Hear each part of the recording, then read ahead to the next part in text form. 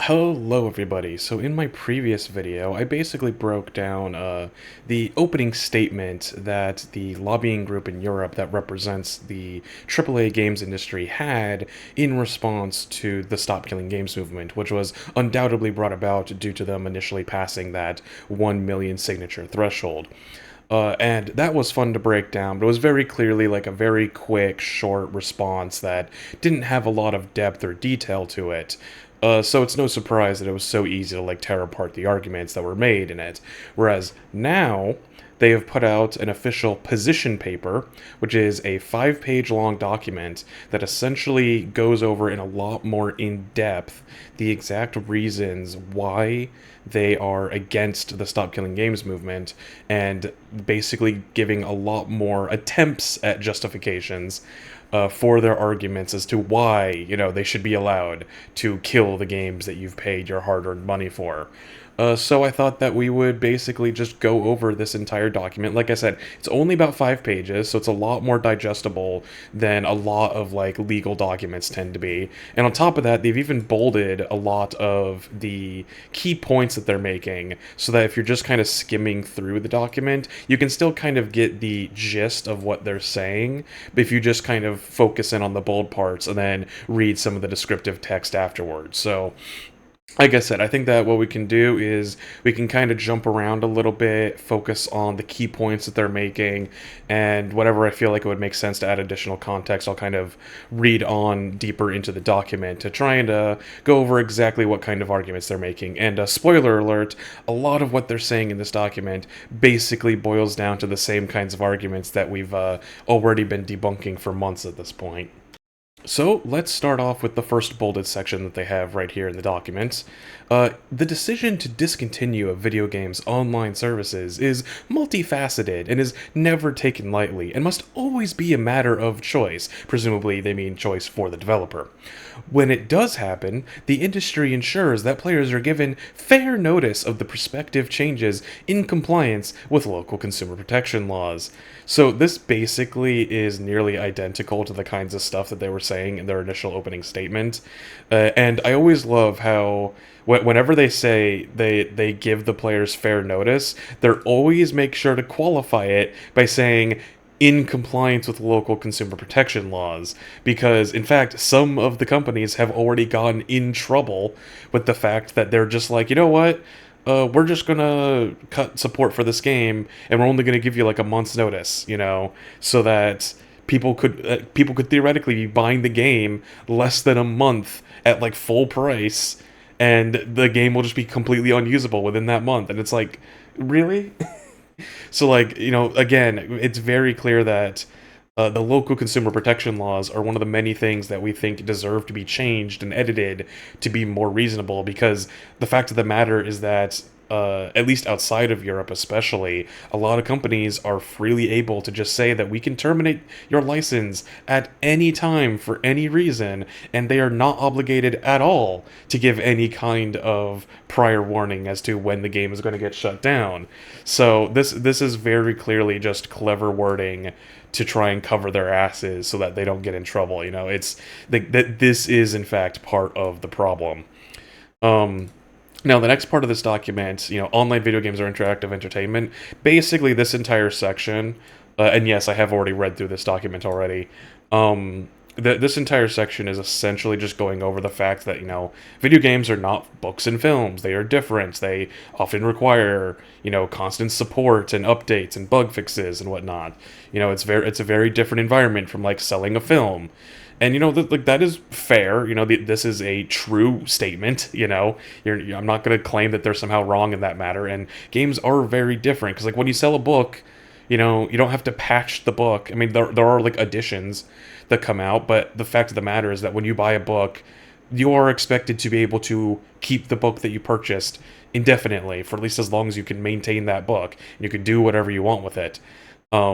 And essentially, I think the point that they're trying to get into here is that there's a lot of precedent for video games being online only and having this kind of the ability to shut it down regularly. And so they're just trying to be like, well, you see, video games are different from books and movies. You know, you shouldn't be allowed to keep the video games you buy just because you can keep books and films that you buy. And, you know, again, even if it is true that, yes, video games are a very different medium of art from books and films, that doesn't make them any less worthy of being preserved. Okay, on to their next point. The right to decide how, when, and for how long to make an online video game service available to players is vital in justifying this cost and fostering continued technical innovation. As right holders and economic entities, video game companies must remain free to decide when an online game is no longer commercially viable and to end continued server support for that game. How many times do we gotta say this? Stop Killing Games has never been, is not, and will never be about trying to force developers to continue server support indefinitely. That has nothing to do with what Stop Killing Games is about. It's completely unrelated to the core topic at hand. Everybody knows that this is a completely nonsensical point to try and argue about. Stop trying to make it seem like it's the most annoying kind of straw man, because obviously it's a completely ridiculous request to try and support a game indefinitely. And all of these companies and opponents to Stop Killing Games keep homing in on this point that has never even been what Stop Killing Games is about. It's a complete non sequitur. It has nothing to do with the initiative. And I hate that it keeps getting brought up so often. But at least the rest of the paragraph here, outside of the bold section, does at least try to go into points that actually matter. Because they then go on to say, you know, to develop games in such a specific technical manner that will allow permanent use will raise the costs and risks of developing such games, and it will have a chilling effect on game design and act as a disincentive to making such games available in Europe. So this last point here is very much a bluff. Like, let's be real here. They're acting as if we force Stop Killing Games to become law in Europe, that they're just going to not sell games in Europe, and that's not true. The fact of the matter is that Europe, if I recall correctly, represents about 15% of the world's GDP. So you can roughly say, you know, if they decide to not sell their games in Europe, they're going to be losing roughly 15% of their profits, like minimum, if not more. And the idea that, you know, creating a private server solution, or that this is going to be somehow so expensive that it's going to be worth tanking 15% of your profits to not sell a game in Europe, that's laughable. You know, they're basically bluffing here to try and make it sound like, oh, well, if you're not going to play our game, we're not going to play ball, and we're just going to not sell games in Europe. What do you think about that? No, there's no way that's ever going to be a thing. Also, it says they'll have a chilling effect on game design, and I would love for them to elaborate on that, because again, Stop Killing Games has nothing to do with the content of the games. There's very few games that even use their live service nature effectively in their game design itself. Like I talked about this in my prior video. A game like Helldivers is one of the only games that actually comes to mind that actually uses the live service mechanics as part of the game design. Like what I mean by that, to try and like clarify my point here, is that like in Helldivers, when you're doing things like having major orders, like even if you're playing that game as a solo player and you're not actually meeting up with other people to do like 4-player dives, you're still playing with the community as a whole, because your progress in liberating a planet is combined with all of the other players across the entire planet and what they're doing, and if they're passing or failing missions.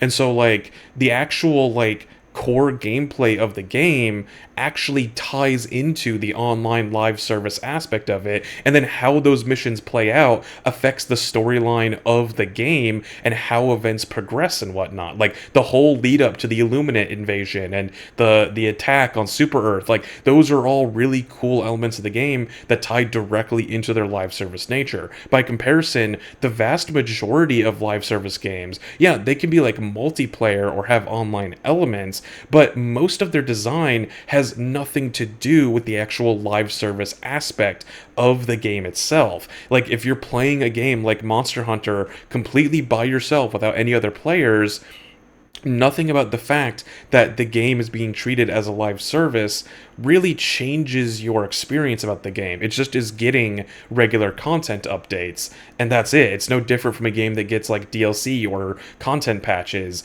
and is otherwise single player. Like, I wouldn't really call that live service design, in my opinion. You know, like I said, I love Monster Hunter. I'm not trying to degrade it, but the fact of the matter is that its core design has nothing to do with the live service aspect of the game.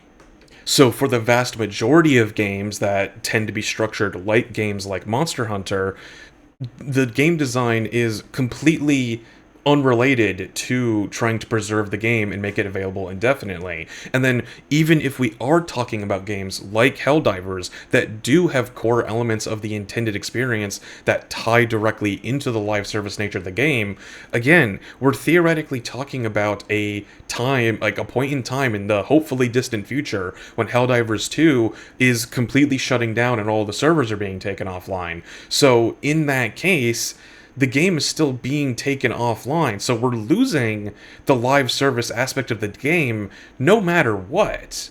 So, at the very least, it's still worth preserving the non-live service aspects of the game in private servers, even if it isn't able to 100% replicate the original design of the game.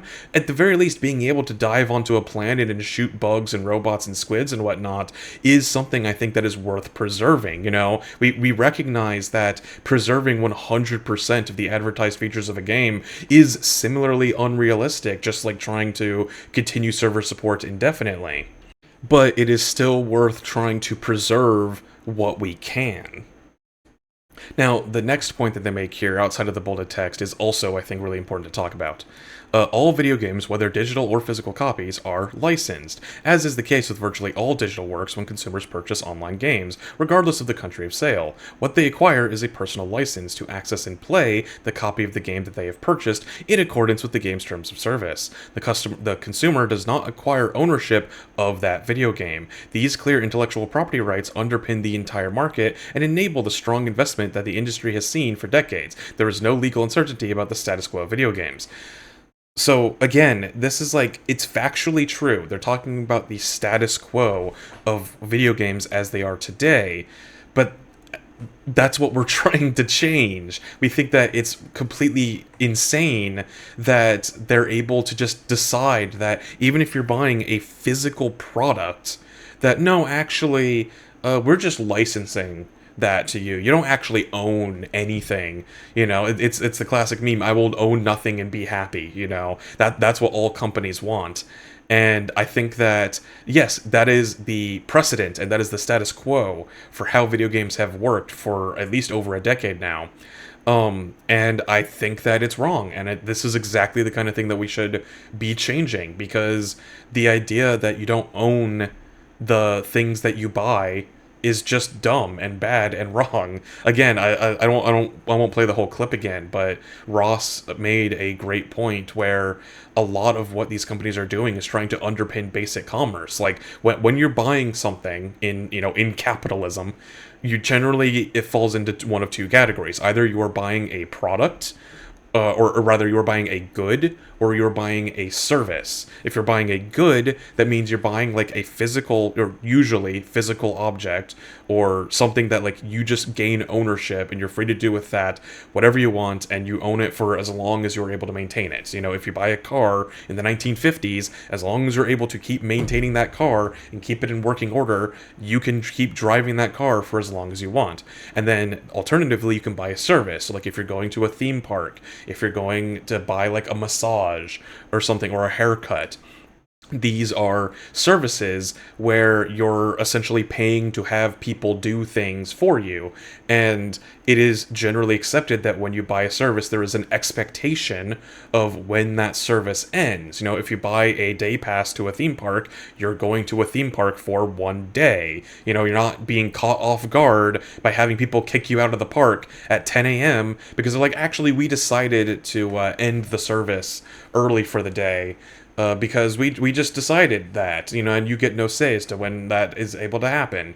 If you're buying a haircut, they don't just stop halfway through and go, you know what, we've decided that your license for this haircut was terminated early, and unless you pay us another $20, we're not going to finish it. And the idea that a company can just take something it's being sold as a good, the way most video games are sold, is exactly like how most products are sold, as goods, and then they're just able to arbitrarily say that it is a license so that they can get away with taking away your ownership of that game after the fact. And again, it plays into that other meme, like if buying isn't owning, then piracy isn't stealing. You can't have it both ways, and yet that's how these companies like to operate. Okay, so this next section on page 2 really starts to actually get into the weeds of the quote-unquote problems with implementing Stop Killing Games. Why an obligation on video game companies to provide only a limited type of end-of-life plan is disproportionate. It is not clear what the initiators of the Stop Killing Games petition seek to achieve as legal change. It appears that be a combination of a requirement to provide online services for as long as the consumer wants them. Once again, no, that's not at all what anybody wants, regardless of price paid.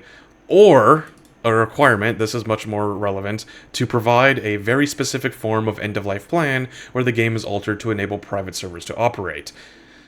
So, again, this is almost correct, but not quite there.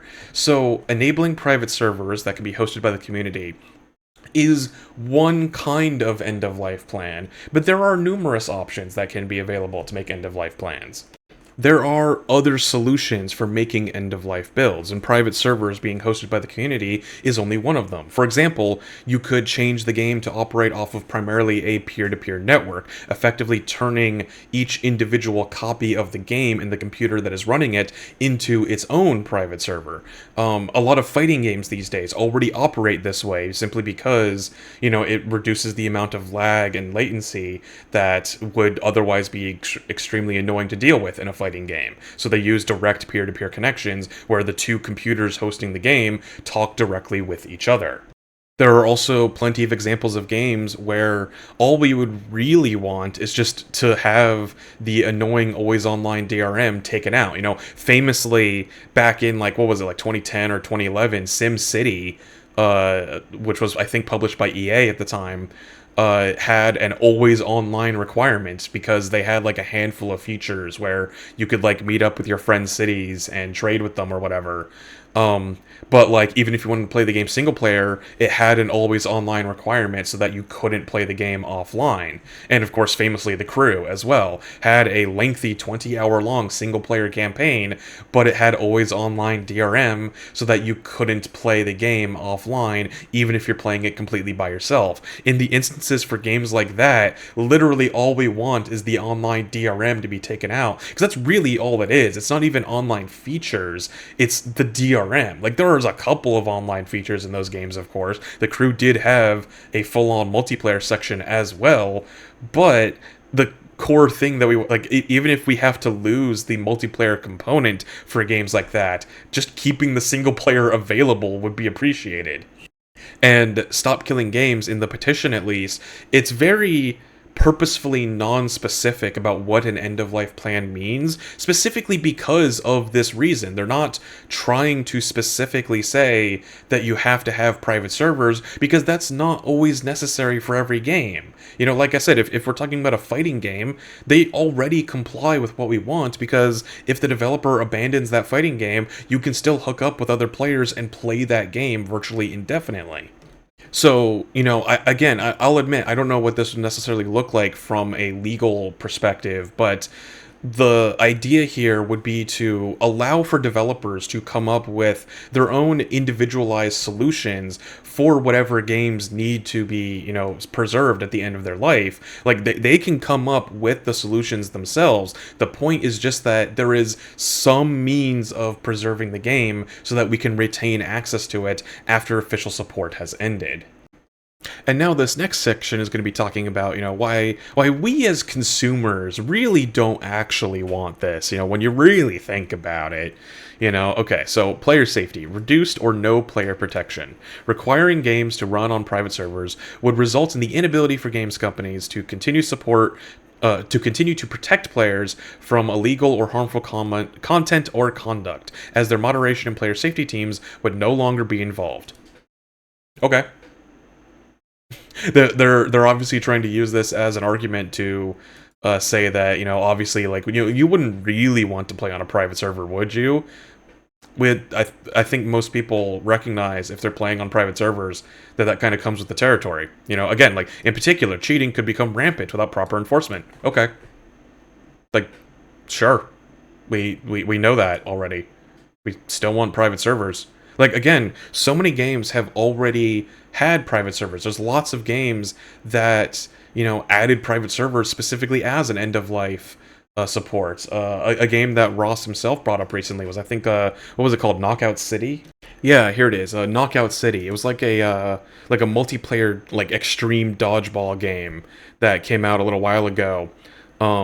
And it wasn't very successful and wasn't able to find a significant audience. So when they decided to shut the game down, they just quickly patched in support for private servers. And, like, yeah, those private servers are not going to have the same protections that official servers would have, when it comes to actually, protecting against cheating and whatnot. But it still allows you to play the game. And that's the thing, is that when the server is being hosted by the community themselves can help fight against some of these things, because the owner of the private server is able to implement, admin privileges because they own the server, and they themselves can decide to ban people if they're doing, illegal or harmful content, or they're trying to cheat and whatnot. Again, TF2 was another great example of this, because, I mean, TF2, for one, launched only with support for community servers. They didn't add official server support until later on in development. But more recently, when TF2 was being overrun by cheaters and bots and hackers and whatnot, the community servers were practically like safe havens from all of the cheating, because, Valve basically all but abandoned TF2 for years and wasn't moderating it much anymore. So that's why the cheaters and hackers and whatnot were able to get away with so much annoying bullshit on those servers. Whereas on the private servers hosted by the community, those had much more active communities and more active admins, and therefore active moderation. So when people would try to go onto those servers to cheat and whatnot, the admins were much more quickly able to catch that and stop it. So, like, I think it's fine to just leave leave it in the hands of the community to handle that stuff themselves. We recognize that we won't have access to the same protections from the official servers anymore, and that's okay. And of course, the other thing they talk about is increased security risks. And again, that's just kind of comes with the territory. And I mean, it's also deeply ironic that they talk about this, because recently, wasn't there like a whole big deal where Call of Duty, like the main Call of Duty servers, are completely botched and are now being like, they had some kind of arbitrary code execution exploit that was discovered. Like, when games have those kinds of exploits, it's usually a problem more with the game itself than how the networking is handled. Like, it's like, again, it comes with the territory. We recognize that if we're the ones hosting the server, then we're the ones that are vulnerable to, potentially being attacked by, like, DDoS and bad actors and whatnot. But, like, again, we're okay with that. I think that for the sake of game preservation, this is worth the risk. And if anything, once again, this is yet another thing that the community can handle on their own. Lots of games, after their end-of-life, build comes out, still get patches by the community to help try and solve some of these problems, and I think that that's great. And, it also, like, fosters the modding scene as well. Because, like, Titanfall 2, for example, when they, like, a bunch of people reverse engineered the server software so they could run private servers, and then as a result they're able to mod the game and, like, change some of the gameplay mechanics, fix some of the bugs, things like that. So, like, sometimes arguably releasing the server code could be better for protection because the people that actually run the servers are obviously going to be some of the most passionate people in the community, and as a result they're more likely to be able to fix these issues than just leave them be and then make themselves vulnerable to them. But yeah, moving on. So then they try to talk about, the impact on the companies. This is why we don't want or we as the AAA industry don't want Stop Killing Games. Significant engineering and architectural challenges. Allowing players to run private servers would represent significant engineering and architectural challenges for many games due to the way in which such online features are integrated with other proprietary systems and services required for the game. Creating a private server would be a prohibitive cost, in some cases years or decades after the game's initial release when only a small audience remains. So a couple of things here. One, if you're only making your private server solution years or decades after the game's initial release, that's on you. Stop Killing Games, once again, is not trying to be retroactive. As usual, again, these strawman arguments keep coming at us and are completely misrepresentative of what Stop Killing Games is about. We recognize that, again, trying to preserve every single game that is ever released is going to be unrealistic. Even trying to preserve games that are currently out right now is going to be completely unrealistic. So the most realistic way to implement Stop Killing Games is to essentially have like a date. Like, let's say, we rush things through Parliament or whatever, it becomes law by the end of this year. We might say, okay, this is only going to go into effect in 2028, 2030, whatever, like name your year. And any game that is already out by the time that comes into effect is completely exempt. There's no need to try and comply with Stop Killing Games or anything. And then any game that comes out after that year are the only games that would actually be affected. And the idea is that if you're making a game, and that you have to have an end-of-life build, then why would you wait years or decades after the game's initial release to make that end-of-life build? At that point, that's just bad management. The easiest time to implement things like private servers or peer-to-peer networking or whatnot is to do so at the start of development. That's the thing, is that, obviously it's going to be more expensive and more challenging to implement a private server solution years and years after the game has come out and has been using a completely different online infrastructure. It's still possible. Lots of games have done it. Like I said, Knockout City, and that was like a random game that just wasn't very successful, and they were still able to patch in private servers after the fact at the end of the game's life, regardless. So, it's obviously possible, so I really do not believe that it would present significant engineering and architectural challenges. I think that, again, that is very deliberate language to try and avoid saying, this is going to affect our profit margins by, 0.9%, and we just don't like that. The word significant, I think, is doing a lot of heavy lifting in that sentence. But the point I'm trying to get at here is that realistically, if any manager worth their salt would know, okay, while we're designing our initial online infrastructure, we can design the main infrastructure for when the game is going to be alive and using proprietary servers that we host publicly ourselves. But then at the same time, we can be designing our systems in order to be able to operate on private servers, so that from the start of development, so that when we eventually reach the point where we have to put out an end-of-life build, 99% of the work is already done for us, and as long as we keep that private server solution up to date in the background, we're good to go. So yeah, this idea that, it's just not going to be financially viable because the game's already failing, and then we have to do more work at the end of the game's lifespan. No, that if you waited until the last minute to make your private server solution, it's like a college student waiting until the night before it's due to write a 10-page essay. You don't blame the teacher for making the essay due on that day. It's the student's fault for not starting their work earlier. Okay. Negative impact on investment in games, jobs, growth, and consumer choice. Ensuring an online game can work without official server support requires a significant investment of engineering resources. Once again, there's that phrase, significant quote-unquote investment, not actually saying how much more expensive it would be. making it very costly for video game companies. Many of the costs the companies would incur in implementing an end-of-life plan would have to be incurred towards the end of the commercial life of the game. Again, I just talked about this. No, it wouldn't. You literally can make your end-of-life build from minute one and then just flick a switch to turn it online when the end of life comes around. There's no reason why you have to wait until the last minute to make your end of life build. Requirements to implement such plans could lead to less risk-taking, fewer investment projects in developing new games, and potentially fewer jobs. Ultimately, it could lead to increased costs for consumers and less choice.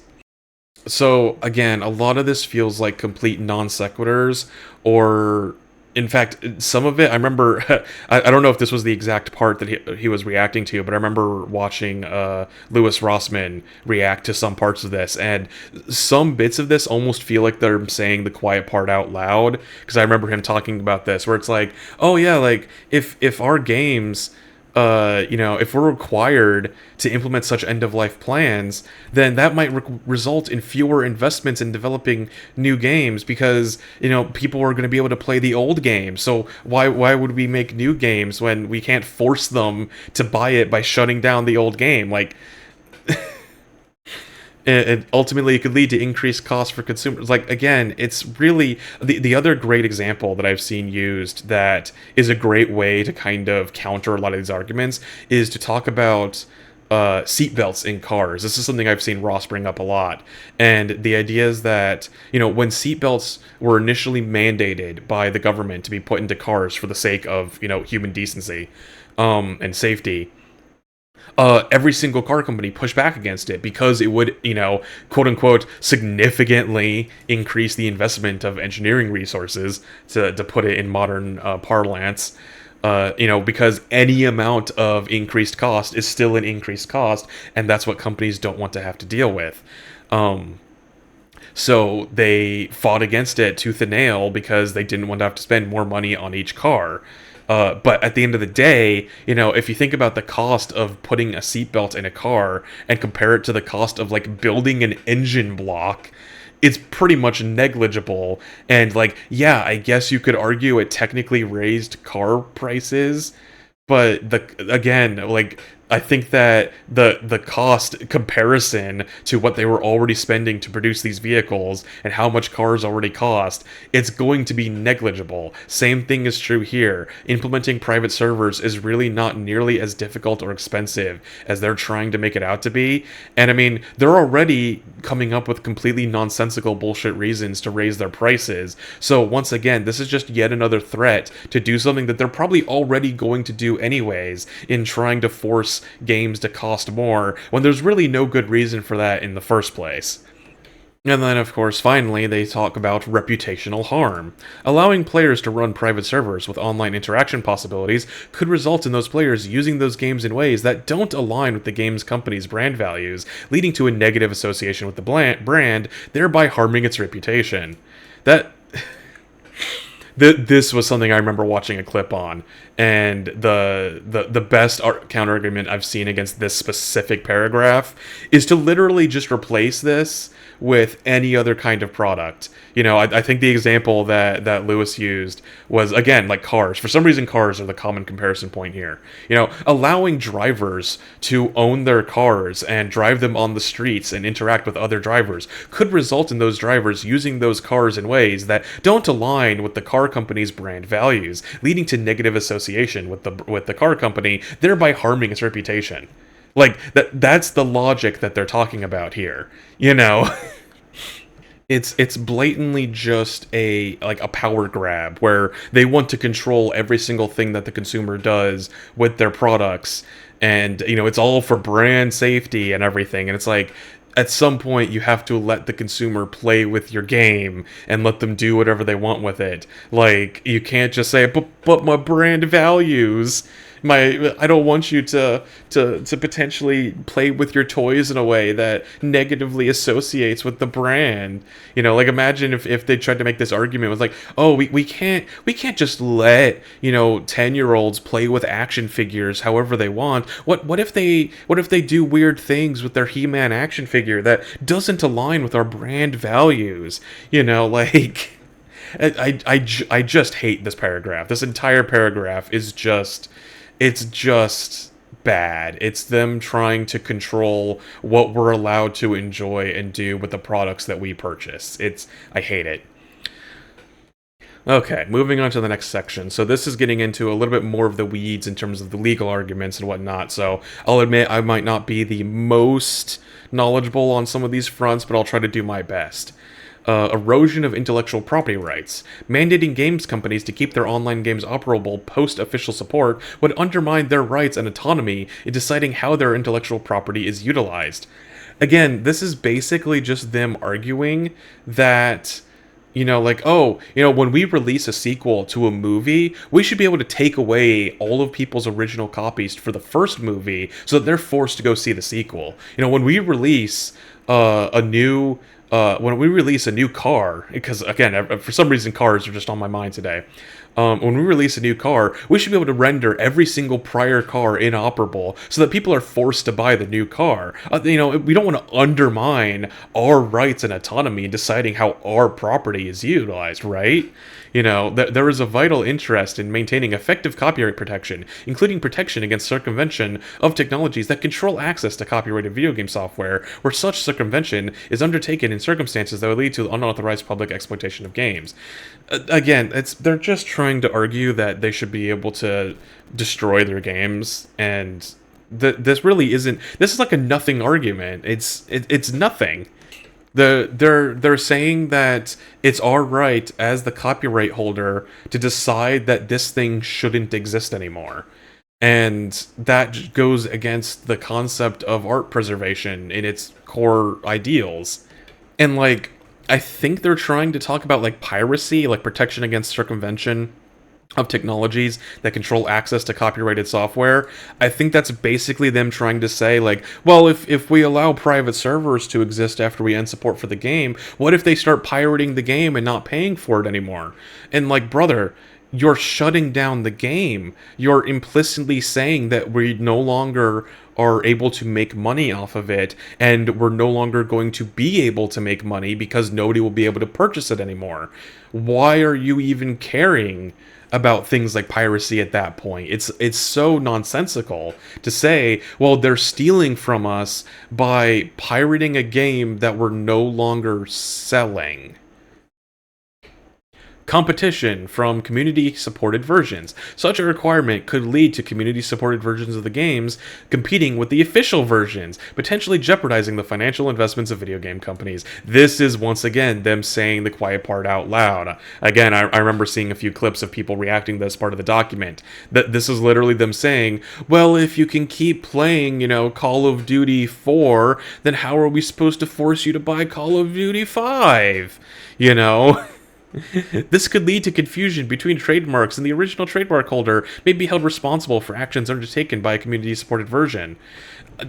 I don't think... Again, I talked about this a little bit in my previous video, and the laws in Europe are a little bit different, but I'm 90% certain that actions taken on a community server have nothing to do with the liability of the original IP holder. And again, even if through some weird legal loophole the original, copyright holders are somehow liable for the actions taken on a private server, which I'm pretty sure they aren't, but if they are, that is yet another law that I think I'm willing to see change, because I don't think that the original rights holders should be held liable for the actions taken by third parties on third-party servers. That just doesn't make any sense to me. But again, this is just them trying to argue that they should be able to shut down games in order to force people to play sequels and whatnot. And that is by far the most consumer hostile argument I've ever seen. It is literally, like I said, the argument of we should be able to brick your car so that you're forced to buy a new car. It's so bad. Forfeiture of licensing and reproduction rights. Allowing consumers to create or run modified copies of online games would necessitate games companies to either license additional rights or refrain from enforcing them, effectively leading to a forfeiture of control over those rights. But the alternative here, again, this is starting to get a little bit more into the legalese, so I'm not going to pretend that I fully understand what's going on here. But again, the alternative that we're talking about is shutting down the game forever and being unable to access it whatsoever. So, and not to mention, again, video games are different from books and movies and whatnot. But like when you buy a movie, it doesn't matter if the movie, producer bought a license to a specific song that's in the movie. As long as you own the DVD for that movie or whatever, you're able to keep playing it and listen to the version of it that has that song for as long as you want. If anything, that should be part of the law that, like, if you license out like a song or something into a video game, then that should last for as long as the game lasts. The idea that the game should be forced to patch out content that they licensed simply because the game lasts a long time, it that also doesn't make any sense to me. And I think that's kind of what they're talking about here. And again, if it's another law that needs to be changed, then change it. Like, that's what we're talking about here ultimately, is we're talking about changing the law. We're not trying to argue that we're not trying to argue that they're doing things that are illegal. We're trying to argue that the things they're doing should be illegal. Though I will admit that this next one, again, this is one of the better actual arguments that I've seen against Stop Killing Games, that I think is actually a legitimate problem that needs to be solved, but I still think it is a problem that can be solved, and that being the constraints from third-party IP. And they talk about here, games companies often utilize third-party software and services which may have licensing terms restricting their use to the commercial life of the game or prohibiting sub-licensing to players. So essentially what they're talking about here is what a lot of people bring up, which is the fact that many games don't actually develop their server software in-house and will simply license out that software from a third party. And they talk about that in the next paragraph as well. Games depend on third-party services, such as platforms on which the game is offered to the consumer. And yeah, again, releasing the code for those services, which would be necessary should a legal requirement to allow player communities to run a game, may not be possible, as this would potentially be IP infringement. So yes, this is actually a legitimate problem. Like, this is the most real argument that I've seen against Stop Killing Games. Now, like I said, I do think that these are problems that can relatively easily, or at least inevitably, be solved, especially when you consider the ramifications of a post-Stop Killing Games world. Because, if, like I said, say it becomes an illegal in 2028 or whatever, why would any game company knowingly license out code that they know they can't use to make private servers or whatever solution they want to go for, if they know that they have to have an end-of-life build in order to sell their game in Europe?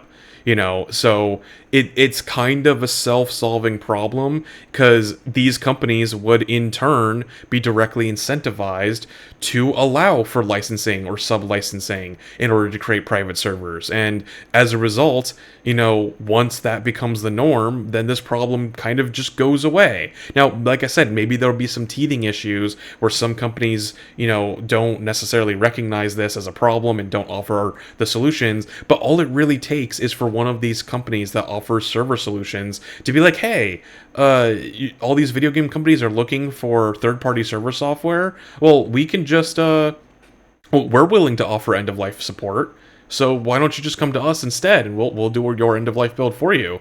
And once a single company does that, they're going to get a ton of business from all of the games companies that license out server software to go to them instead of their competition.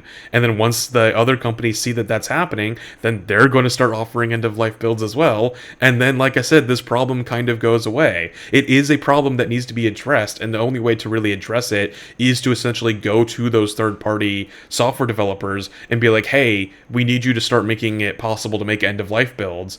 But I think that that's kind of inevitable that they will, once Stop Killing Games becomes law, because they would just lose business if they don't. Like, I'm not even talking about forcing them to comply with the law. I'm just talking about the fact of the matter that if they don't, then they're going to lose business and they're not going to make money, and that's all that these companies care about, is making money. Finally, these last couple of pages aren't actually too relevant to the discussion. I mean, this last page is literally just a couple paragraphs. But this last section here is basically just them trying to play nice and pander and be like, oh, but we care about, video game preservation and consumer protection laws. We truly care with all our hearts about making sure that consumers are getting the right games that they deserve, like notwithstanding with the applicable licensing structure, all video games offered to players in the EU are subject to European consumer protection laws, which include robust transparency and fairness obligations and yada yada yada. And they just talk about, like, oh, we have to include fair terms and transparency, and we have to make sure that there is reimbursement options for refunds, and we're committed to the preservation of video games and their cultural value. And again, this really has nothing to do with Stop Killing Games. This is just them trying to play nice and act like they care when the fact of the matter is they don't. That's really all this is, because if they actually cared about preservation of video games, then they wouldn't be against Stop Killing Games. That's the long and short of it. They're pandering and trying to play nice, and that's really all that this is. So thankfully, that is basically the end of the document, as far as I'm aware. They yeah, because after this, it's nothing. And as far as I'm aware, they haven't put out any additional statements about Stop Killing Games just yet. Yeah, looking at their website again, it looks like the position paper and their initial opening statement that I've already covered in my previous video are the only things that they've released in regards to the Stop Killing Games movement so far. So I'm sure that there will be more. I have no doubts in my mind that if they don't write more papers, that we might get some public statements from some of the various representatives in this lobbying group. So if that happens, you can look forward to me breaking down those comments as well. But again, it seems like all that these guys have is the same rote arguments that people have been debunking for months now. Like, nothing in this entire paper is really new. It goes a lot more in-depth than most of the arguments that I've seen. It's a lot better written than most of the arguments I've seen. But it's still fundamentally the same core arguments that they're making. And most of these arguments, I think, are bad. Like I said, their biggest points that they try to make are the problems with third-party licenses, which I think is fair but solvable. And the other biggest problem, quote-unquote, is the, quote-unquote, significant engineering and architectural challenges, which, like I said, I'm pretty certain that the only reason they're phrasing it that way is because they don't want to actually say the real numbers for how much it would cost to implement private servers, because if they did, they would be laughably low. I'm sure that they'll put out some papers that try to, mess around with the numbers a little bit to make it sound more implausible than it really is. But again, with how many games have just casually released private servers, even at the end of life, because like they talk about how creating private servers at the end of a game's life when it's no longer profitable is just so impossible, because the game's not making money anymore. Where are we supposed to get the money to develop it? And yet we've seen plenty of examples of games companies doing that exact thing. And plenty more companies whose entire networking solution already relies on things like peer-to-peer networks and private servers and whatnot. If the biggest video game in the world, which started out as like a small indie game being made by a handful of people, Minecraft, is able to get by with a private server solution, I think that we can survive. Like, all games, big and small, indie games, like I said in my previous video, so many indie games rely on things like private servers and peer-to-peer networking, and they've done that for years and years. And yet it's impossible for these AAA companies to figure out how to do private servers in a cost-effective way. I just don't buy it. And, as a result, I just... and again, it's seatbelts all over again. It is an increased cost. I won't deny that the cost is more than it would be previously, simply because doing something always costs more than not doing it, obviously. but we're talking about a fraction of a percentage of what they already spend making these games. And especially since they're already making online infrastructure, that means that they're already in the field. It's not like we're trying to ask them to do something that has never been done before. Like so many of these companies are acting as if private server technology is like this long lost art form that is, it's so impossible. We have no idea how companies from 30 years ago managed to pull it off in the 90s. Like come on. It's just them trying to save $2, as well as, like I said, and of course the other big argument they have is them trying to be able to destroy your games so that they can force you to buy the next one. That's the other big reason why they're so against this, is that they want to maintain as much control over your purchases as possible so that they can force you to keep spending money. And that's really the other big part of it, is that they again, that's all they care about. They just want as much money as possible. Stop Killing Games would technically cut into their profits, and that's why they hate it. And that's really all it is. There's not much more to it than that. So, I mean, as always, I'm happy to continue the conversation in the comments down below. Feel free to let me know what your thoughts are on this position paper. And, I mean, if you hear any more news from any of these big companies making comments on Stop Killing Games, feel free to let me know in the comments. I've also seen a lot of developers from companies both big and small on YouTube weighing in on this and talking about how, like, yeah, no, it's not that hard to implement private servers and whatnot. A lot of developers are coming out of the woodworks to kind of take down like the AAA industry's arguments about this. So I'm always happy to see that. So yeah, like I said, feel free to let me know if you find any more interesting videos or arguments talking about this. But as usual, thank you all for watching. If you liked the video, make sure to leave me a like, subscribe if you want to see more videos like this. I don't know when my next Stop Killing Games video will be. I'll probably go back to making regular content for a little while after this until some new news comes out. Remember to sign the EU petition. If you haven't already. We're already at, like, let me check here. Yep, we're rapidly closing in on that 1.3 million signatures.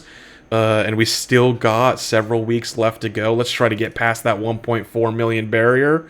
So that we can make sure, because like that's the thing, if this thing doesn't actually end up getting enough signatures to compensate for the ones that get taken out, then this will be all for naught. But that'll be a topic for another day. So thank you all for watching, and I hope to see you all in the next one.